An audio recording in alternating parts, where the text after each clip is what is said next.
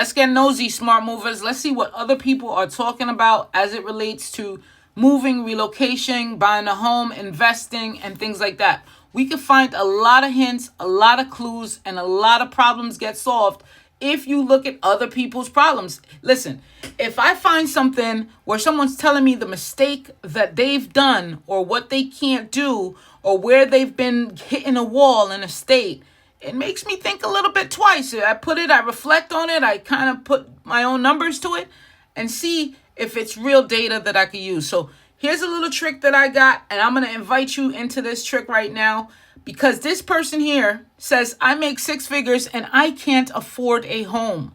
Now, we're going to go through it, see what he says. We're going to have a little discussion on this. We're going to read some of the comments, but this is in the First Time Home Buyers Reddit group, and we're going to get right into it right now and see if some of these points are hitting home for you. As topic says, I make 6 figures and can't afford a home without crippling my finances. I rent currently. Buying would not only raise my monthly costs by several hundred, but because I'm in Alaska, hold on, guys. This is actually, I just scanned it. I never seen that, but this is the problem right here. Alaska, guys.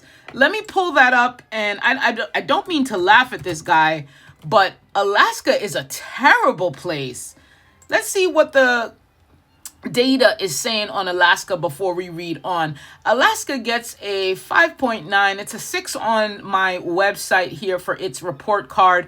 Fuel costs are 62% above national average. Remember, groceries are crazy there. The local sales tax in Anchorage and Fairbanks reach up to 7.5%. Property taxes are very wily. In Juneau, it's 0.98%, almost 1, versus 2.5% in rural boroughs. Where's this guy? We're going to find out if he says it. The median home price is $385,000 in Alaska. Some of the rents, they're going for $1,500 a month on average, 1 bedroom. Bush communities face, 92% of the towns lack roads access. All right. If you're in oil and gas, you're getting that 80K, 80K job. You're at 6 figures if you're in oil and gas, federal government and things of that nature. But guess what? The taxes, bro. The taxes is where this guy is getting hit. Let's see what we got going on here. And honestly, think about it. Let's see. Hold on one second. I just want to make sure I'm seeing what I'm seeing right before we dive in. Okay, we're all squared up. So now that you got the background on Alaska, it is a no income tax state, and no sales tax, right? No income and sales. However, that local sales tax in different areas is going to get you, and the property tax is going to get you. Here we go. All right. I would also have to pay for heating oil and natural gas and expensive house repairs as homes are built poorly here. That's another thing. Heating oil in these extreme winter places. Maine, where else? Vermont, Alaska. I believe there was another one that was just like, yeah, but you're paying for that heating oil. It's actually a part of the expenses moving there. I try to tell people, look out for these things, okay? All right, so I don't have considerable amount of debt, not a lot of credit card debt, no car payments even, no student debt. This guy's doing great. Now, is it theoretically possible I suck it up and pray I don't go under if an emergency hits? Praying and hope and prayer doesn't get us anywhere, guys. I know.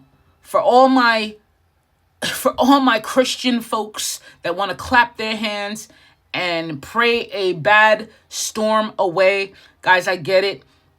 We're spiritual. We're all spiritual. But sometimes sometimes God only helps those that actually take action, right? We don't just sit back and pray. So, but I am incredibly uncomfortable participating in the market. That's hint number 1 right there. If this dude is uncomfortable, if this dude has got to pray that an emergency don't happen, that's it right there. That's 2 on your risk assessment chart. Risky as shit. Don't do it, right? How did you guys work up the gumption to buy in this market? Am I missing something? This is a year ago. Ever since inflation really kicked off, I just haven't been able to comprehend the world around me. People in new trucks, people buying homes, people living uncompromisingly. That's because people are living in an illusion, sir.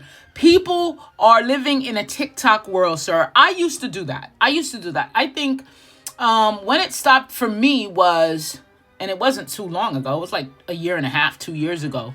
I got in a car accident and car's totaled. It's down in Tennessee. Guy has no insurance, right? But I think he had like minimum. He hit 2 people. One didn't have insurance. He had minimal insurance.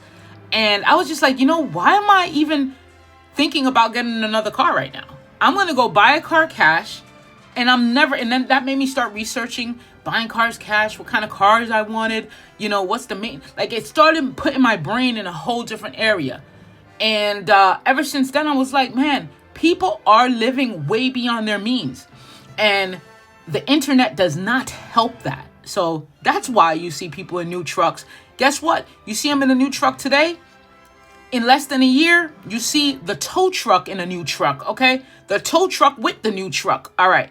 So he says, I barely feel comfortable buying a cheaper used car, let alone a new one or a house. This guy is very risk adverse. This guy is frugal. This guy knows how to manage his money. He's very scared. He's fearful. He doesn't want to lose it. I could tell this person either didn't grow up with a lot or had really good money management as a child. Parents stuck it in his head to save. Parents did a good job with kind of teaching him and giving him that financial literacy, because the schools don't do it. But he's scared. And that's not a good place to be. Did they all just cash out, refinance, and now we're waiting on the debt to go up, to go tits up? I don't want to live in a shed either, which seems to be the expectation if you don't want to fork over $400K. How can I reasonably expect to start a family with several kids if a simple 3-bedroom home are priced like mansions? Great question. And again, I love this guy's attitude, even though he's shitless, scared, right? Because he's actually thinking about things. He's actually thinking. He makes 6 figures and says he's scared as hell.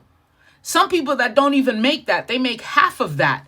They're running to go look at the next house. They're on HGTV. They're on the website. They're looking. They gotta go house hunting. When I was a realtor in Philly, man, I think I spent a whole 2 different weekends with this couple. And they wanted to see it all. The best of the best. And I'm like, as a realtor, at some point you're like, bitch, are you gonna make a move? Like, what? We can't. Like, what do you think this is, HGTV? And I'm just shocked. Like, on a Sunday afternoon, you guys go out. This is your Sunday afternoon couple therapy thing. Like, I'm not gonna be a part of this. You get mad. So I was like, and they were running around, going around, and I was like, because they lived really technically up the street from me. I lived in Manayunk at the time, and they were like, oh, we live in Manayunk. And I was like, we're in Manayunk, because I'm in Manayunk. And they're like, oh, up by after Lyceum. I was like, yeah, that's not Manayunk. Because they're already lying, okay? Because Manayunk was a little, quote-unquote, fancier, was a little vibrant, more. So it's easier for someone that's not in Manayunk, but close to it, to just say Manayunk for reference. But you're not in Manayunk. And I'm not trying to show off or nothing. It's a lot of people do that. But these people had me around every Sunday looking at properties and kicking the can. They don't have the money to do it.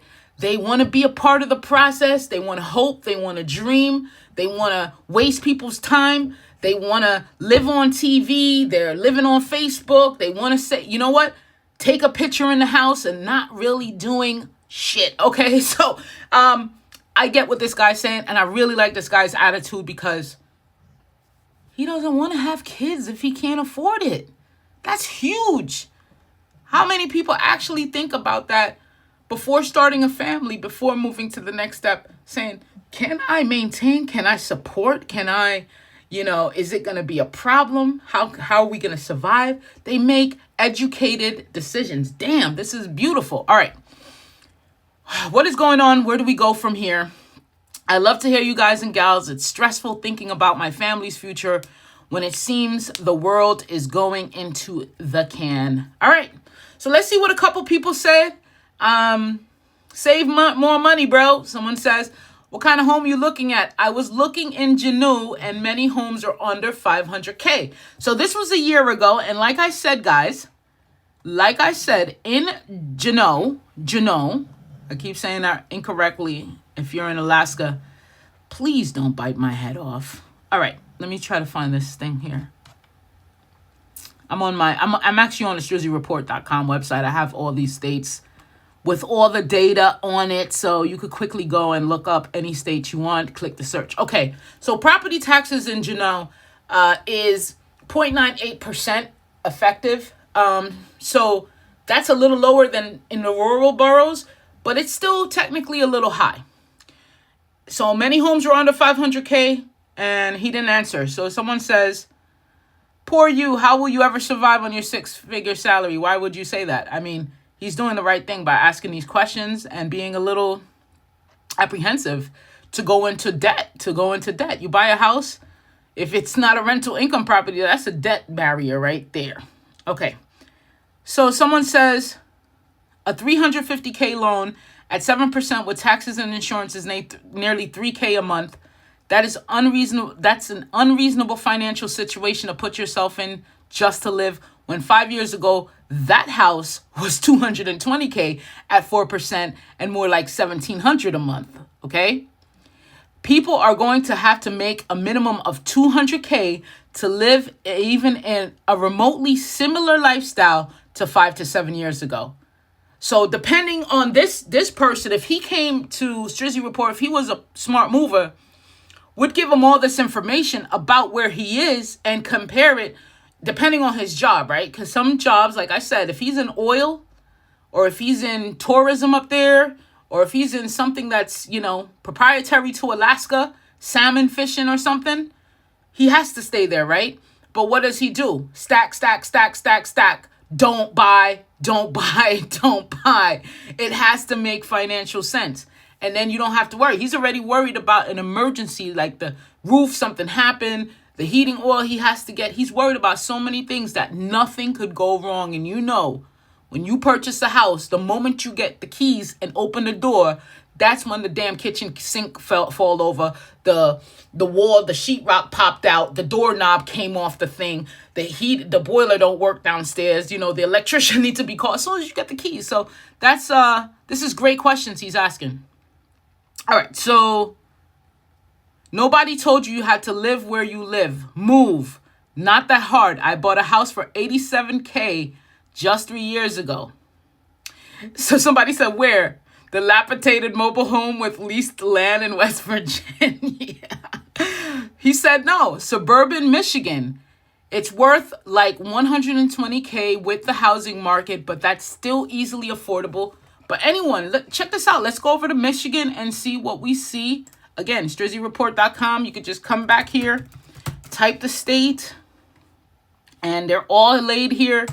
Everything, not just, sometimes you're on Google and then you just get, Michigan property taxes, Michigan this. No, this is all laid out. Crime data, everything. God damn, I put some work in. All right, so Michigan. All right, where we at? So property taxes 1.54. It is the 15th highest, right? Sales tax 6%. So here's what housing. This person said that they're in suburban Michigan. So you could still find in Marquette, this is rural and Lakeside, Marquette, affordable with College Town, 275K. He said the house is a year ago, 120.